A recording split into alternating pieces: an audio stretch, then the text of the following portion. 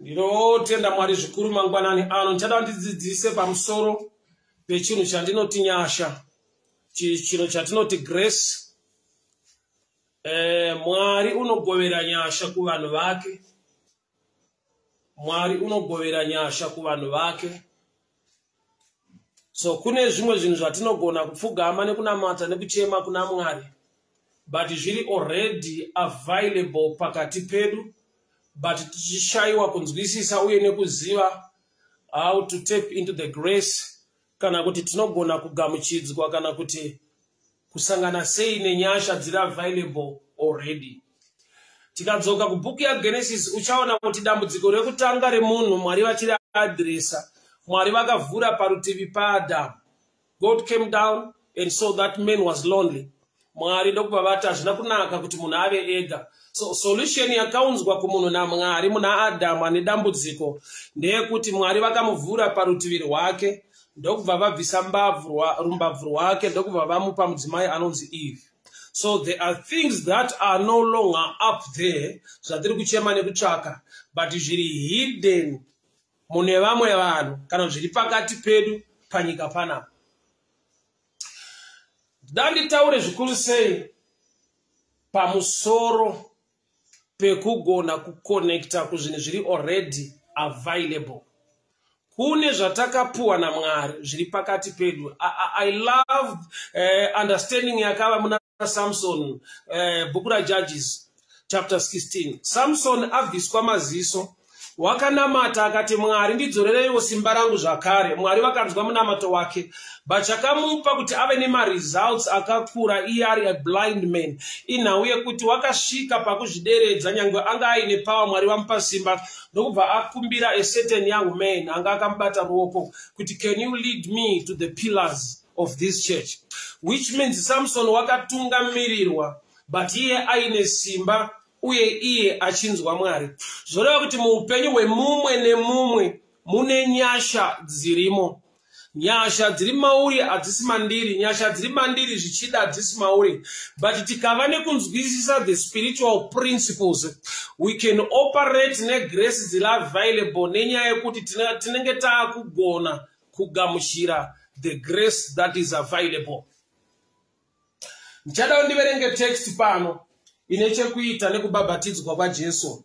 That's Mark chapter 1 verse 9. Mark chapter 1 from verse 9. In those days Jesus came from Nazareth of Galilee and was baptized by John in the Jordan.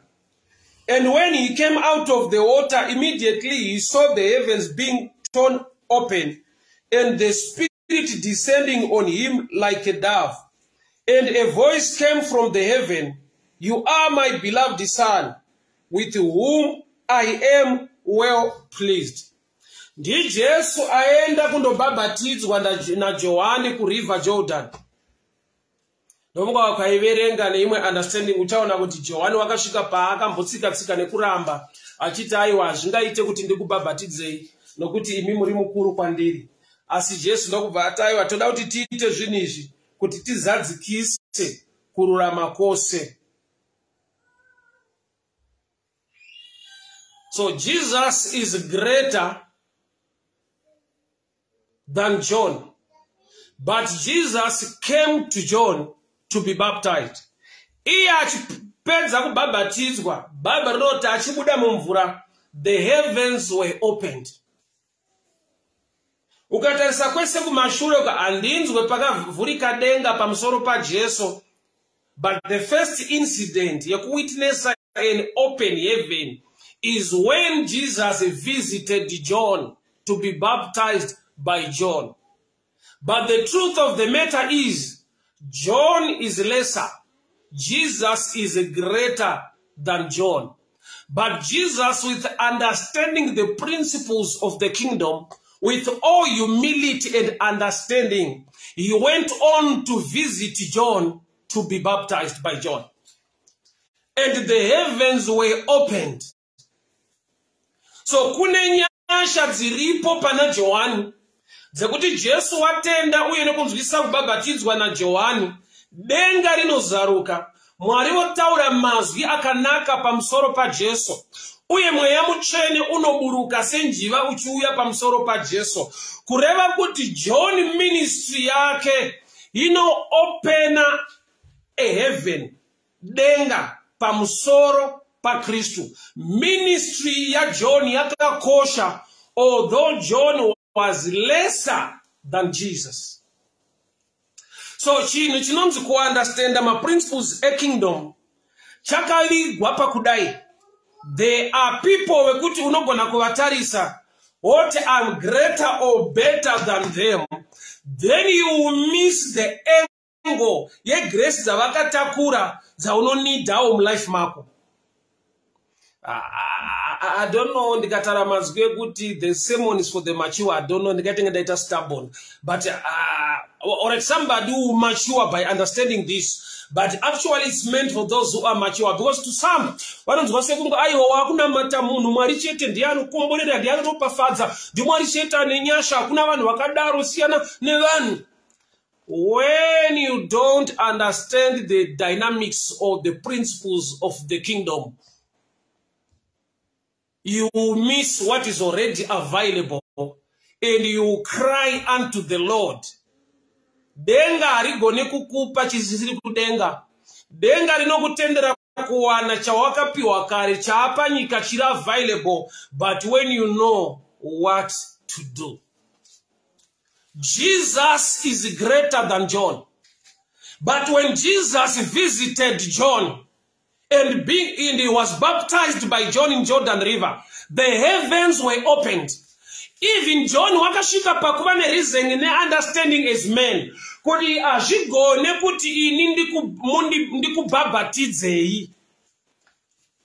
Mukutaura kwake unoti the one coming after me is greater. Handigone kusungura tambo yebhutsu dzake. So John une kuziva nekunzwisisa kuti Jesus is greater. But Jesu unoti rega tiite izvi tizadzikise kururama kwose. Zvoreva kuti Jesu une chaanoziva uye nechaanonzwisisa pamusoro penyasha dzakagoverwa John dzine chekuita neministry yake. Remember, Jesu auya panyika as man. He is operating 100% man and 100% God. That's why uchiona kuti Jesu anosvika paanoneta, Mwari havanete. Jesu anosvika paanovata mubhoti. He neither sleeps nor slumber, but pane paanovata as man. Satan unouya achiedza Jesu. God cannot be tempted by devil or by evil. But chinoita kuti Satan auye aedze Jesu inyaya yekuti he was operating as man as well. Semun. So nyasha dziri mu ministry ya John. He is a forerunner when ministry ya Jesu. He was given the grace to make way. I'll give you this example. Chinonzi chibulldozer anoti chikatapila. Chekuti kana kuchiitwa construction pachida kugadzirwa road, ndo chinopaza miti chovhura nzira. Then pozoiswa tar. Kana tara yavapo, that thing hachitenderwi kufamba patara iyoyo. Chinenge chakunzi abnormal, chinotakurwa futi netruck. Ndicho chakameka the normal. But kana the normal yapo chinobva chava abnormal kuti chitakurwe pamuso chichiregere kutsika tara iyoyo. Which means these are levels and dimensions of operating. Ndiri kukupa example iri munatural and not to switch to the spiritual. Pane zvatinonida pabulldozer tikada kugadzira nzira. But hatidi bulldozer remacheni riri kutsika nzira yatagadzira. But hatigone kugadzira nzira kana tisina chibulldozer, kana tisina this caterpillar thing chine macheni chinoconstructa chinopaza miti nekudi tichita. Tinochida at a certain time, at a certain level. Tichichidirei. Hatigone kuisa tara kana paine uswa kana paine miti kana paine churu. Tiri kuda chinhu chiri so powerful chinoita level the place. Kana nyasha dziri muchikatapila muchibulldozer tisina. Hatigone kuignore bulldozer totanga ngoisa tara pakati peuswa, matombo nemiti nechuru. we need the ability of the bulldozer. Kana nzira yagadzirwa zvinoita kuti tichinyore kuti abnormal. Kana takuda kuti chipfuure nepatara yagadzirwa chinotakurwawo negonyeti. But as not to patiri kuchitakura tisingachitendere kutsika apa. Achisi effective or useful in construction. And I download to the natural understanding kuti ugone kunzwisisa kuti chino chinonzi grace, chino chinonzi nyasha, chirimo mukati mevanhu. Mwari unotigovera nyasha dzakasiyana siyana in certain areas. So pane paunogona kuona kuti in this area ndiri kuita flourish, in this area ndiri kuita zvakanaka, but in this area I'm struggling. And you see some people have got grace in such area. Ukasava ne humility, ukasava ne ku-appreciate, ukasava ne kupa honor to those who carry that dimension of grace, it will never flow in your life. Ukatayo regandisiyane navo woti regandinamate ndichitsvagire Mwari wangu zvinobva kuna Mwari zvese. There are things zvisiri kuzobva ikoko nokuti zvakabva ikoko zviri already available. I don't know if you can hear me, people of God. Handitaura nhau yekunamata vanhu. Handitaura nhau yekutopfugama nekunamata vanhu. But it's a spiritual understanding. There are some people who say no, but it's only for men. The things of the spirit now, with the spiritual understanding, there is neither male or female, Jew, slave or what, or Gentile. Why? Because kana muna ala munashe unotakura the identity ya Christ. We become sons of God. That's a spiritual identity. Despite kuti munhu wakapfeka dress ane weave, but nekuda kwekuti ane spiritual identity, we all lose vakamugamuchira akavapa simba rekuti vanzi vana vaMwari. So chiversion chinongobva yati to become sons of God.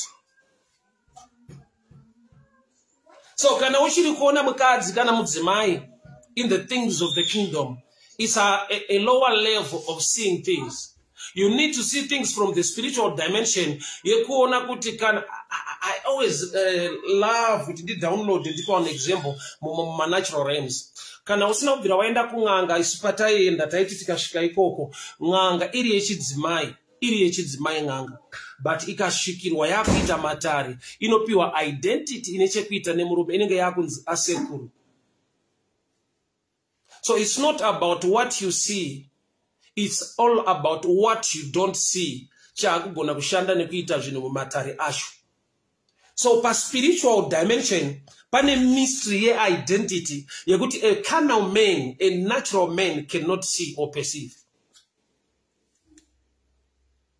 So Jesus is greater than John. But Jesus said to visit John to be baptized. And after being baptized, the heavens were opened. Which means there are people who carry grace. There's no unlocker. Mama dimensions in your life. No, avana matwe. Akuna munhu ari wete anofanirwa kunamatwa. We honor and respect people who are vessels, who are chosen by God. Look at Lot and Abraham.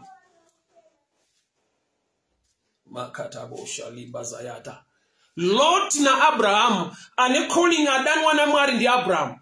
But Lot pa anotevera Genesis 13, Bible not even zvipfuyo zva Lot zvakawanda. Mafuru akapedzera amashoma.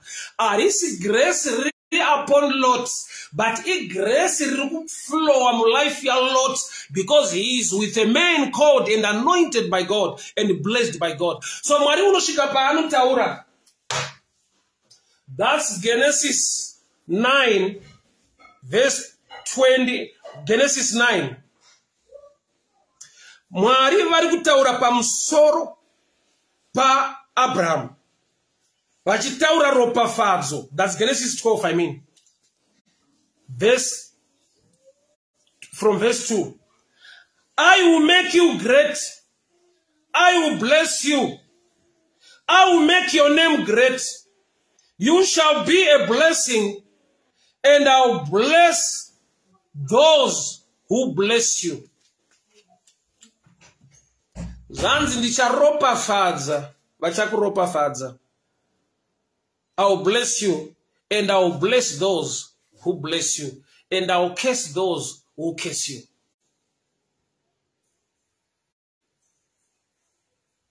Kureva kuti there's a dimension of blessing inechekuita neassociation. Ukazemberana nekuwirirana naAbhuraham uri kutakura ropafadzo. Ukavenga ukasafarira Abraham ukamutuka unotakura chituko. Kwete ngirozi, kwete Jesu, kwete Mwari. Pari kunzi iwewe Abraham manje vanhu vachakesa nekutuka iwewe ngavatakure chituko. Abraham a vessel, is a prophet, is a friend of God, chosen by God. So kune zvakaiswa naMwari paari nokuti wakasarudzwa naMwari. Izvozvo zvinogona kudena ropafadzo kune vamwe uye zvinogona kuunza chituko muupenyu hwevamwe. Makata boshali basayande leketere bojaliga basataka mante baradiasa liba bajaliga dayanto menta kaze ko bajaliga daya manto baradiasa liba jayando robojia kata baradia tatatata reketele boshariande rebojaliga basata kayande menta baloka de barande de bojia takula basata. Baba ndinonamata ndinotaura nyasha kuflowa Mwari. Nyasha dzamakadyara pakati pedu mutipe moyo munyoro unogona kugamuchira uye nekuremekedza pane nyasha dzenyu dzigone kuflowa nyangwe neupenyu hwedu. Ndinokupai mbiri nekukuremekedzai nokuti makanaka, mutsvene wakatendeka. Rikudzwe zita renyu, riongwe rinamatwe nokusingaperi nokuti muri mutsvene. In the name that is above every name, in the mighty name of Jesus. Amen and amen. So ndodati unzwe mudikani concerning grace Nyasha, kuzodza kwaMwari kwaanoisa pavanhu vake. So pane vanhu vokuti ukavatarisa is lesser than you in many dimensions of life, but they carry a certain grace. So Samson is so powerful, wanamata Mwari vamupa simba, but haagone kuita zvine results zvakakura muupenyu hwake kana asina a young man anogona kumuita lead to the two pillars.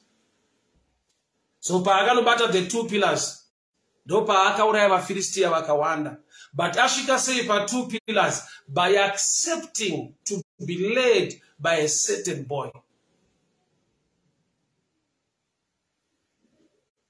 He was being led by somebody.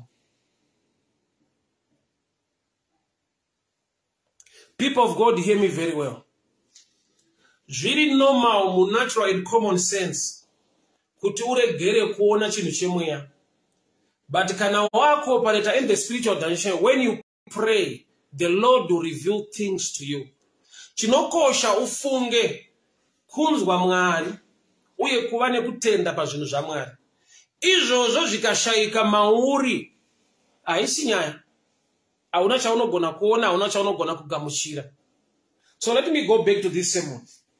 So Jesu waenda kuna Johani chaari kuda kubhabhatizwa.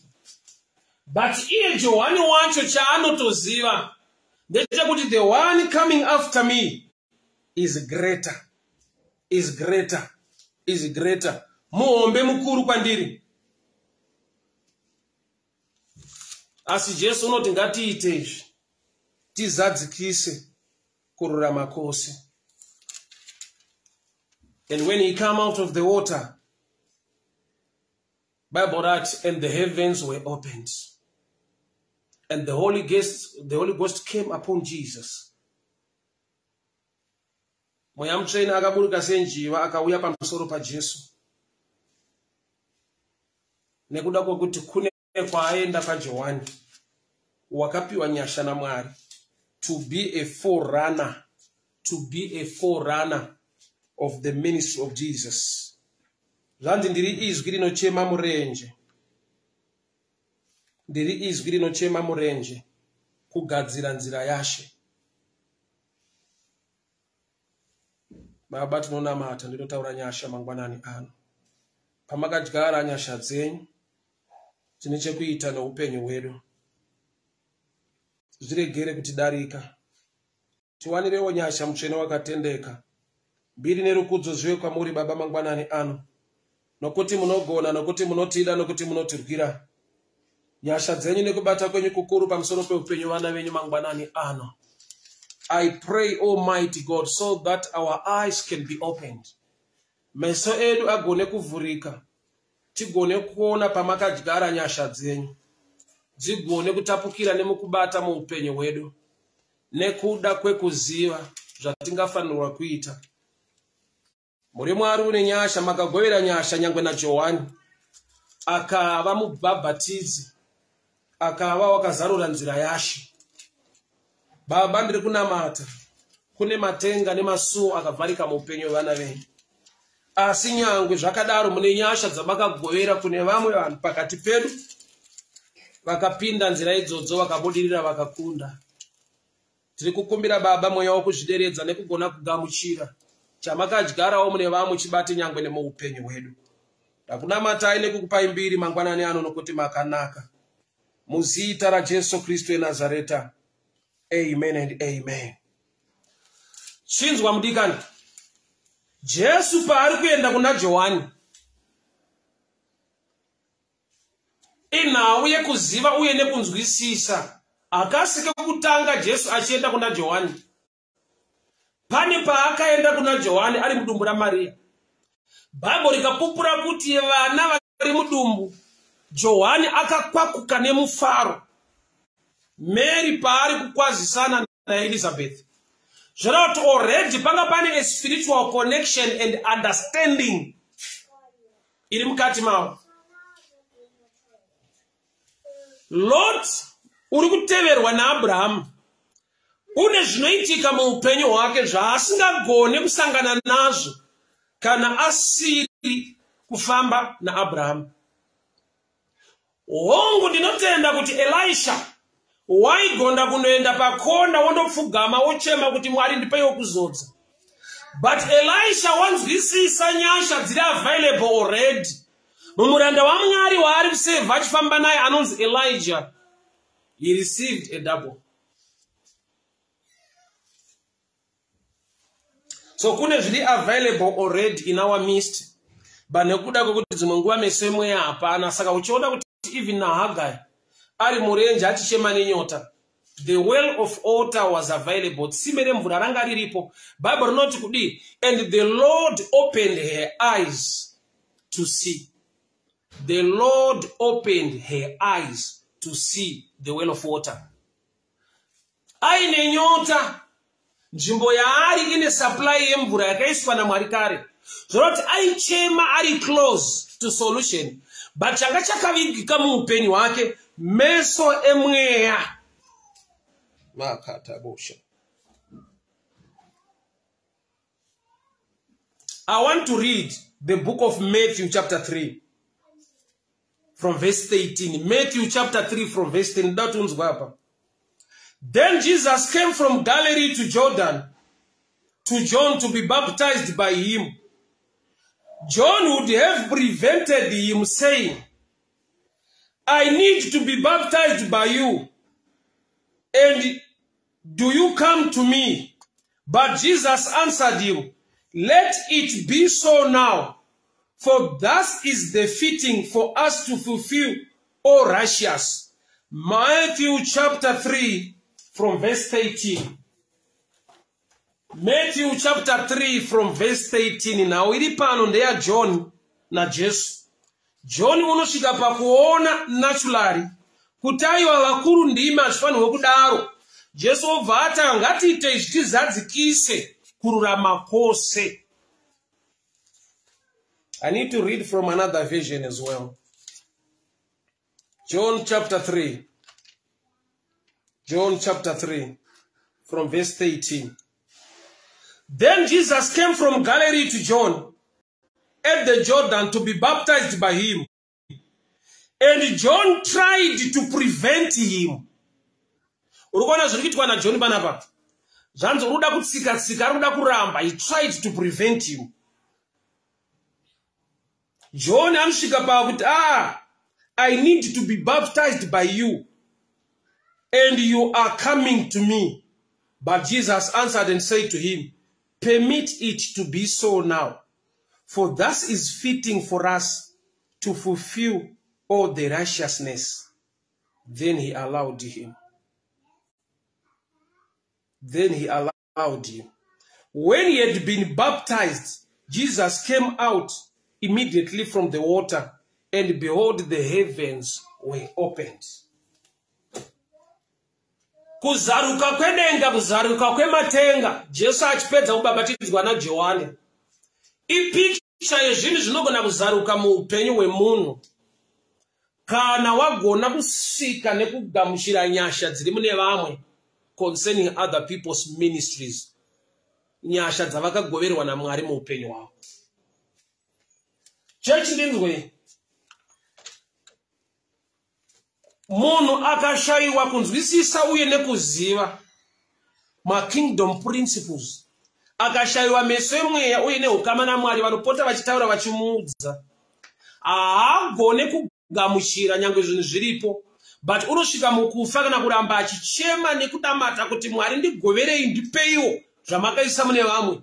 Nyamba Mwari vakazviisa pedyo newe. Ndakambotaura pamusoro the 5 foolish virgins.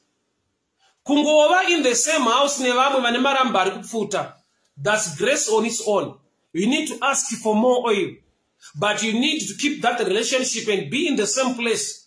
Why? Because kana mukaenda kwamunoenda mukandowana mafuta, but munenge mabva panzvimbo. So attack life yevanhu ava vari foolish inyaya yekuti vakabva panzvimbo vachidawo kutsvaka mafuta.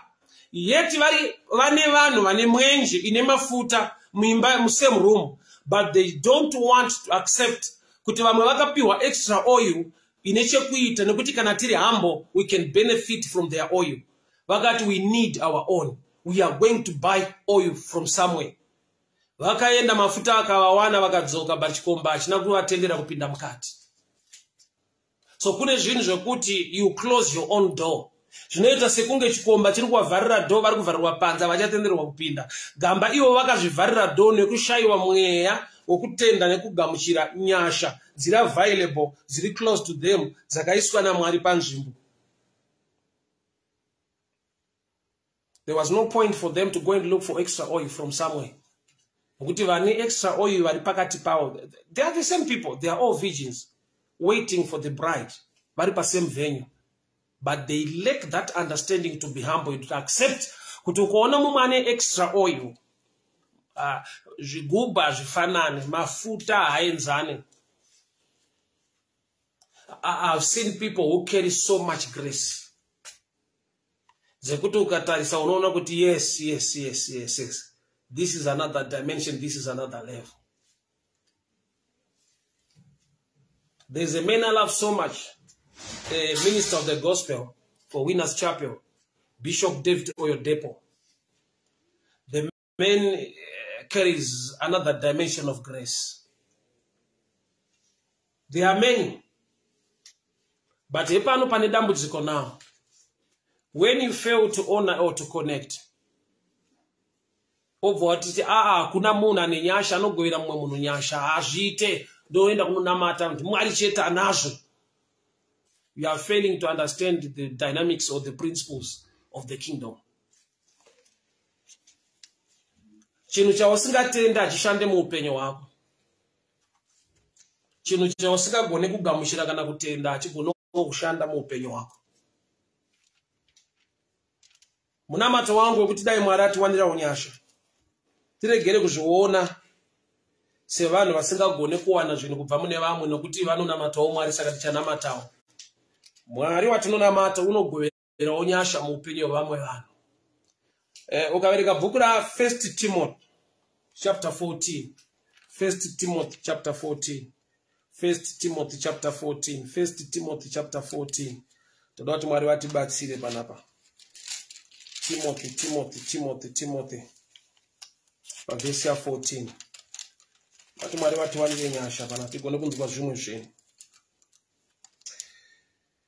Bible rinoti kune dzimwe nyasha, kune imwe favor inounlocka muupenyu hwako.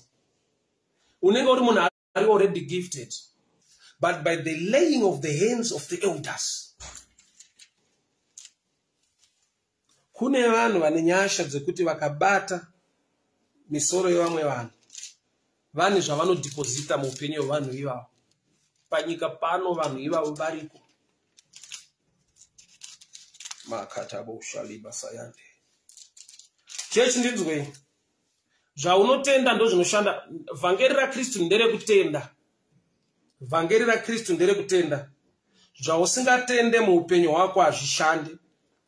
I'll read 1 Timothy chapter 4 verse 14. Do not neglect the gift you have. Chipo unacho kudara. Which was given you by prophecy, when the council of elders laid their hands on you. Practice these things, immerse yourself in them, so that all may see your progress. Wow. Wow. This is New Testament. 1 Timothy chapter 4 verse 14. Do not neglect the gift you have, which was given you by prophecy, when the council of elders laid their hands on you. Practice these things. Immerse yourself in them, so that all may see your progress. Bible never no recognize as elders who carry a certain dimension of grace. Bible never no recognize as elders. They can lay hands on somebody and prophesy on somebody. Wow. Wow. Wow. Isi vesi yekuti china matai vanhu. Rekanzokorere chinichi. Munhu haana matwe. Alright, let me go deeper this way. Munhu haana chaanokupa. Asi munhu unokusvitsa zvawakapiwa naMwari. Nokuti is an elder. Okay, I'll give you an example in natural realm. Ukaona pane power station yemagetsi. Apasiripo pari kubva magetsi. Power station i-control room. Yekuti magetsi agone kusupply ku location nekuma industry nekupi. Magetsi ane kwaanotobva. Power station yemagetsi, chimba chemagetsi. Hachichiri icho chaunza magetsi mudzimba muno. Chiri kuti svitsa magetsi ari kuunzwa. The picture same with Mary. Haasi Mary akatipa Jesu. Asi pakatsvakwa mhandara Maria kuti tipiwe Jesu. Why? Mwari havazvigone here zvekuvhura matenga awo otipa mwanakomana wawo Jesu panyika. Sei pakatsvagwa a process involve a person. Saka mutumwa achitaura naMaria anotaura pamusoro pekuti wawanirwa nyasha. You carry a certain dimension of grace, of favor, kuti ugone kubereka pfungwa yaMwari inoponesa vanhu panyika. Hazvaigona here kuti Mwari vatipe Jesu zvisina Mary mukati? Sei denga rakasarudza mhandara Maria kuti Jesu auye panyika? Mutumwa achitumwa kuna Maria anotaura mazwi enyasha. Wakaropafadzwa. You are favored of the Lord. So there are people who carry a certain dimension of favor. Denga rinosarudza. Rogovera nyasha kumhandara inonzi Maria. Maria haana kutipa Jesu. Maria wakatisvitsa Jesu watakapiwa naBaba. For God so loved the world, he gave his only begotten son. But there is a process. Maria haasi kutipa Jesu. Maria ari kutisvitsa Jesu watakapiwa naBaba. John 3. For God so loved the world, he gave his only begotten son. But check the process. Yemwanakomana watakapiwa akatakurwa mudumbu remhandara Maria. Maria akanzi kudini mutumwa? You are favored. wawanirwa nyasha. So there are people who carry grace panyika panapa. Dzekuti denga rikada kuita chino, rikatarisa panyika, kune vanhu vanogoverwa nhumbu yacho. Yechinhu chingabenefite pasi rese. Imagine, Jesu achitifira tese, but somebody had to carry the pregnancy, and she was favored of the Lord. Saying this now kupiwa that task, saying ngasina kupiwa that task. Saka Mandara Maria achi approach wanonzi ya favored of the Lord. Inyasha dzagoverwa Mandara Maria. So bhuku raTimoti rati denga rinoto recognize that they are elders. Vakatakura grace kuti when they lay hands upon you, pani progress, pani chiri mauri chino unlockeka. Avasiriwo vari kuzviita, but ndimwari ari kuzviita kuburikidza iyo. Alright, ndirikashandisa wedhire kuti vessel. Teapot haitipe tea, but tinodurura tea kubva muteapot. Ivessel yashandiswa kuti receive chinhu. Chinoita kuti tisuke ndiro, tisuke maplates. Maplates haatipe zvekudya, asi tinodya zvinhu muplate. So kuisuka, it's a picture of honor or respect. Ngaigare yakachena nokuti inopakurirwa zvatinodya. Plate haitipe chikafu, but yatinosukira plate inauye kurespecta basa rayo. So respect, honor, principle iri mukingdom. Inokonzera kuflowa kwezvinhu muupenyu hwemunhu. Zvino vhangeri rakanakira kuti zvaunotenda ndo zvinoshanda, zvausingatende it's okay. And arimanikidzwa rine inonzi free will. It's out of your love and out of your understanding. Nokuti pane nguva yekutoti haiwa hazvisiri izvo ndo zvinomatira Mwari wangu, andakanda basa nemunhu, hakuna munhu zvaanogona kundiitira. Ichokwadi hakuna munhu angakuitire zvaunoda. Asi Mwari vakambodawo kukuitira zvauri kutsvaga, vanogona kushanda nemunhu. Unozodii? Nokuti kana Mhandara Maria yakasarudzwa kuti ibereke Jesu anoponesa inini,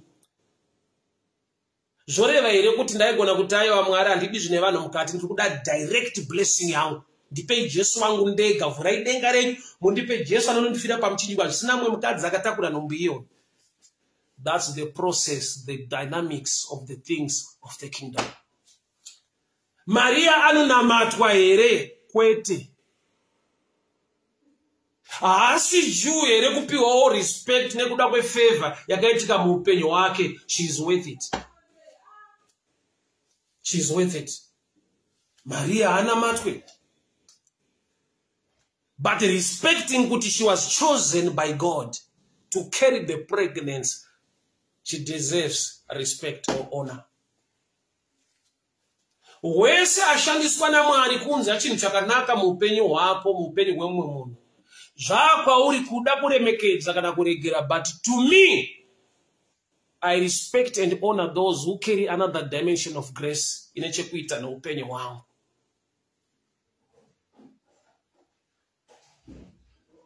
People of God, hear me very well. Nyasha dzaMwari dzinogoverwa vanhu kuti dzigone kuimpata nekubatsira vamwe vanhu panyika. Elisha zvaita kuti ati handina basa naElijah kunamata, hakuna ine munhu ndotsvagira Mwari wangu ndonotsanyawo kana kunamata mugomo kusvika Mwari andipa anointing. But wakatiratidza a way yekuti you can also receive by honoring and respecting those who carry the dimension of grace.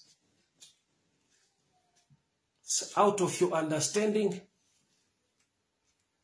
Bible shoko raMwari chakanakira mudikani rinokupa option kuzvida kana kuregera, kugamuchira kana kusiyana nazvo. Ukanzwa kuti zvisiri izvo, aiwa mutinyepera mukutivhara, daunotsvaga Mwari wangu kuti zvinamatire, Mwari anondipa, koivo vakambozviwana sei kuna Mwari iye. That's your understanding. But one thing I understand, Bible rasvika parecognize that there are elders who can prophesy into your life. There are elders who can lay hands upon your life. Pane chimwe chinhu chinoita revive in you. Jesu abhabhatidzwa naJohani, the heavens were opened.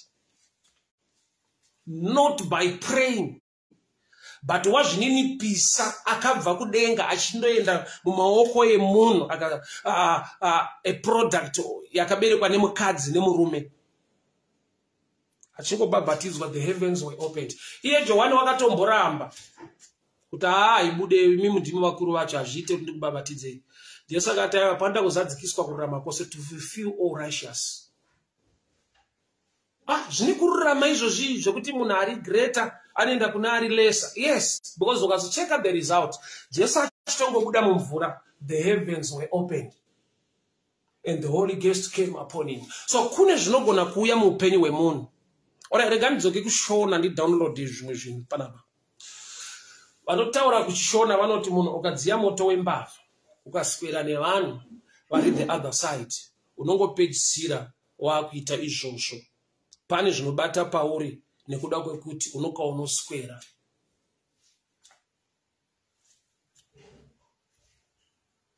Shona yobva yati anenge ateva riva murutsva haafanirwe kutya kusviba. Zvichirevei kuti environment inosvibisa waswera mairi zviri automatic kuti uchapedzisira wasvibawo, which means ukaenda muenvironment neutsvene ine nyasha. Look at Lot.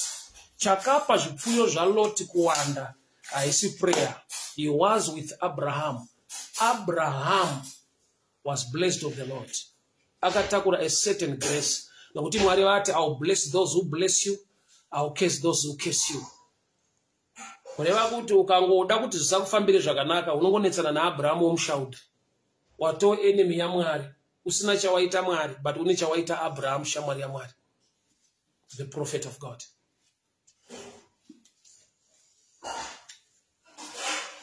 So there are people who are operating under a closed heaven. Kana ndichiti a closed heaven, ndikureva pane breakthrough yafanira kunge yauya muupenyu hwako nekuda kwekuti kune vane nyasha in that area wawakanegleta ukasiyana navo. Bible rati do not neglect. Kune zvinhu zvekuti Mwari vakada kukuitira ukazvitsvaga kudenga hakuna. Nhamo yekutanga yemunhu Mwari vakavhura parutivi pemunhu. Kune vanhu vakatakura zvinhu.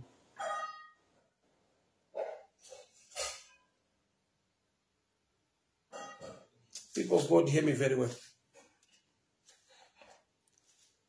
Ukava nemeso emweya uchaona kuti mvura yawaichema, nyota yawaichema, iwe wahaga, you are close to the well.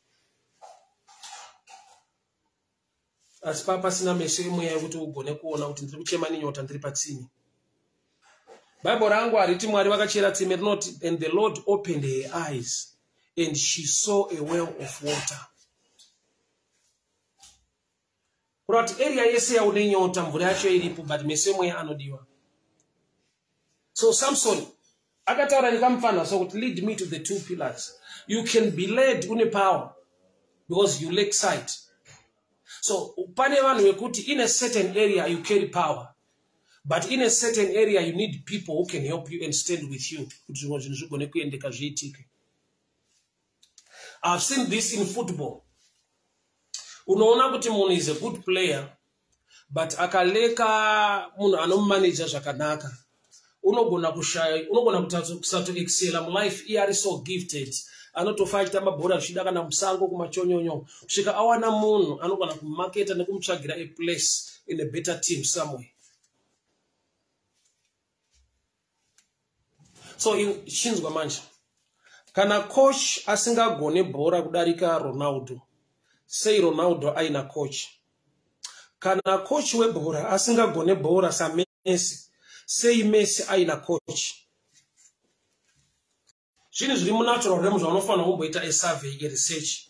Kuti andifungidzwa kuti dai coach wa Messi aigona kudarika Messi, aitongotambawo. But haagone kutamba sa Messi. But unotokocha nekuinstructor nekuudza Messi matambiro. Zvoreva kuti uyu akatakura grace mumind rekuronga nekustrategize zvinhu kuti uyu ane gift ave successful. Azvaigona hama dzangu kuti anogona bhora saMessi anzi ari kukochwa nemumwe munhu. Nekuti ukazvikombeya varume vari tuiva vakochi wake naiye vakanzi ngavapinde muground vatambe, you wonder kuti sei uyu ari coach wemunhu. But now pairi ndepekuti the coach mentally une imwe understanding, skill ne knowledge yaanoisa muna mesi ane gift. So ndikuedza kuti kudii mumwe nemumwe ane nyasha dziri paari. Don't look down on people. Jesu mukuru kuna Johani. Johani anga akutoramba. But Jesu wati ngatiite kuzadzikisa kururama kwose. So Jesu achitopedza kubhabhatidzwa na Johani achibuda mvura, the heavens were opened. Ari kufanirwa kungodeclare kuti denga ngarivhurike ndiJesu. But denga rinomirira Jesu kuti waende kuna Johani anobhabhatidzwa achibuda mvura, the heavens were opened. So tina ari kuoperata a closed business. Tina ari kuoperata a certain thing chisiri kunyatsoflowa chine ma closed doors. Uye nyasha dziri available to unlock that thing.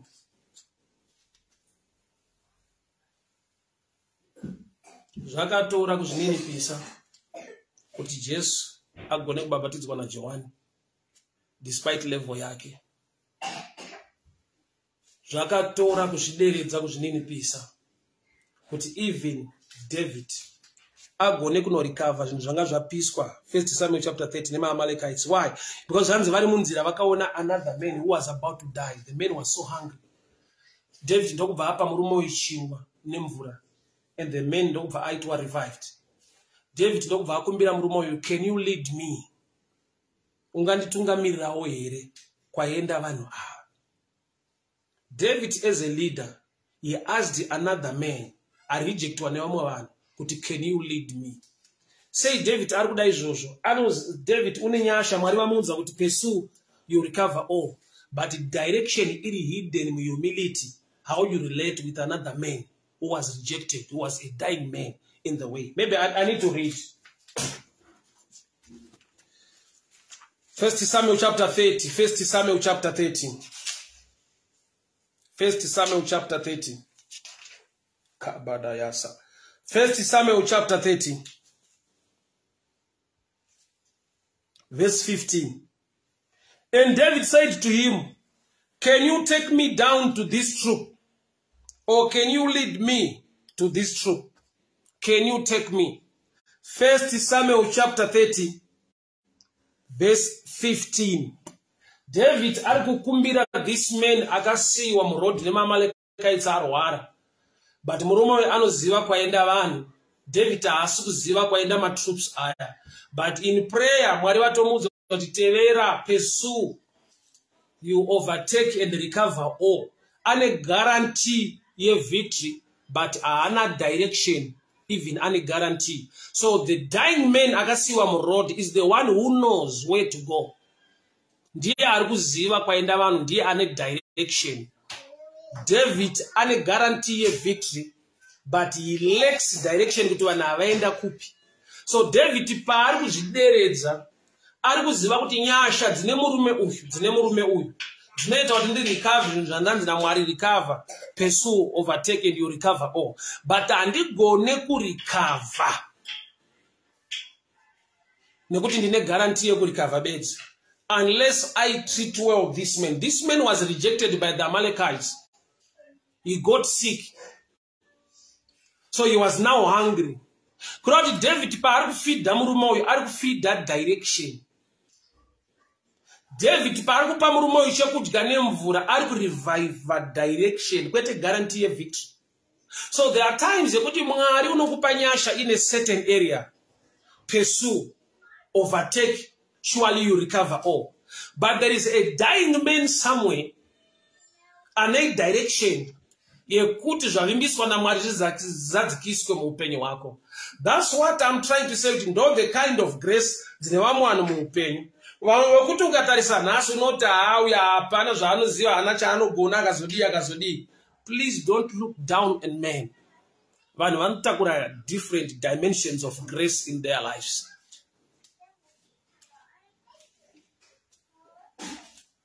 Vanhu vanotakura dzimwe nyasha in different dimensions, in different areas of life. Une zvaunogona, une zvaunoziva. As une a certain area yaunoleka, you need that to be humble. Kuti ugone sangana nedzimwe grace dzibate pamusoro peupenyu hwako. The anointing of the grace you respect and honor flows in your life. I see here distance. Distance does not matter. These are spiritual things.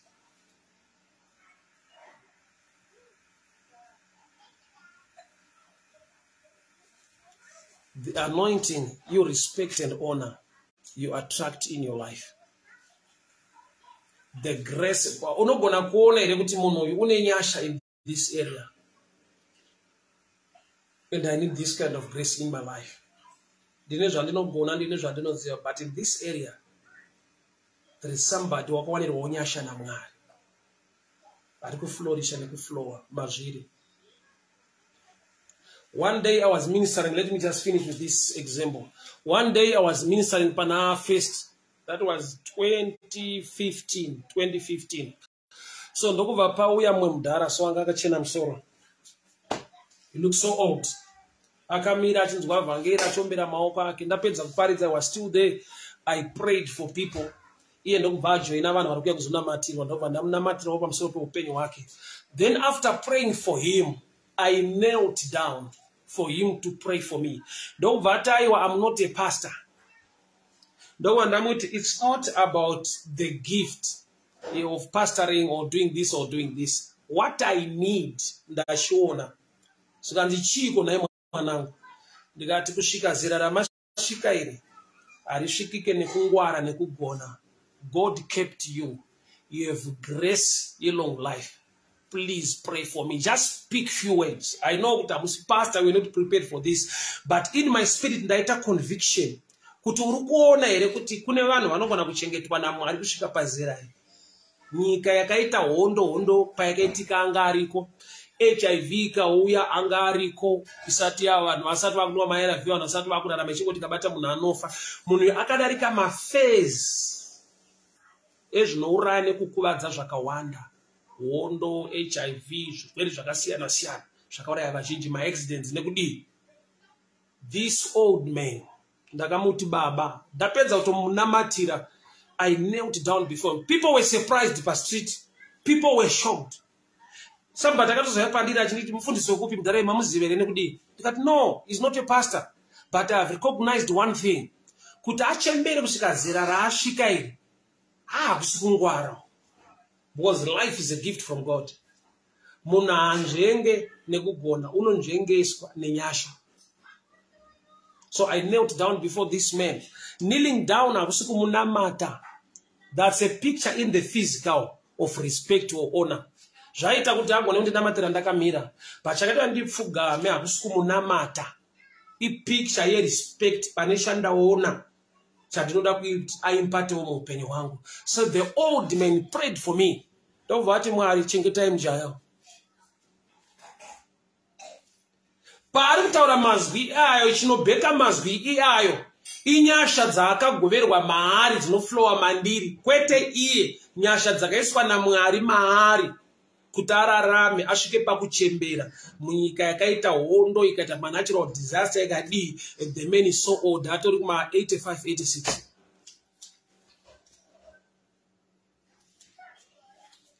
Zvinongoitika bedzi when you understand, when you believe, when you trust. Ukati haiwa zvinane basa rese zvatinongorarama kurarama ndiMwari kuzodii. That's your understanding. But one thing I've seen, people, they carry dimensions of grace in different areas. Usangova munhu, for preachers, I'm talking to preachers now. Usangova munhu anongonamatira vanhu bedzi. You need people also to pray over your life.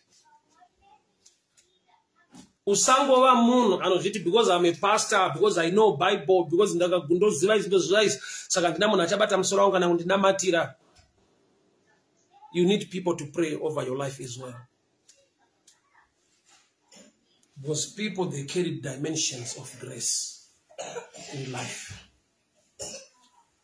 Dimensions of grace in life.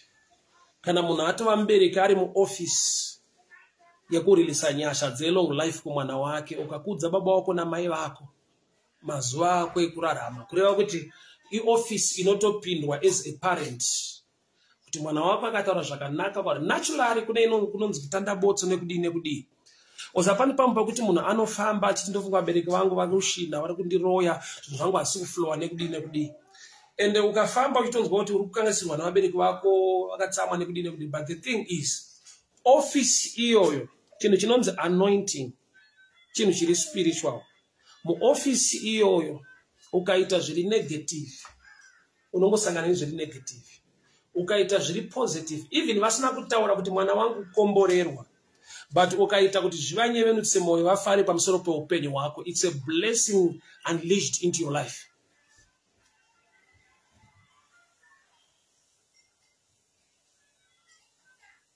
Mukadzi akabata the hem of the garment, akaporeswa. Jesu ndokubva ati pana andibata.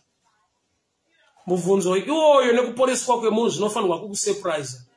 Kuti kana musiri kumuziva, agona kuporeswa sei? Sei awana chaarushuwira musina kuzivana? She came from behind. Ndokubva abata the hem of the garment. That's a picture of respect and honor. Because haugone kubata the hem of the garment while it's standing. Kurati wakaita honor the anointing and the grace. And the anointing and the grace can still work. Pasina kuzivana, pasina kutaurirana. Mukadzi akatoporeswa, Jesu akati pana andibata. People of God, thank you so much for tuning in. May the good Lord increase you. May the good Lord bless you. So happy to see you online.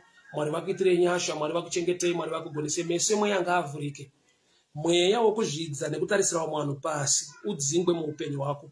Mwari vakupe a heart, moyo wekugona kuremekedza. Mwari vakupe moyo wekurespecta. Mwari vakupe moyo wekugona kuona pane nyasha dziregere kudarika muupenyu hwako. Hakuna chinombowa chekuzorecognize kuti zvinhu zvaiva pakati pedu zvakandinakira but hazvina kuimpata upenyu hwangu. May the good Lord bless you. May the good Lord favor you.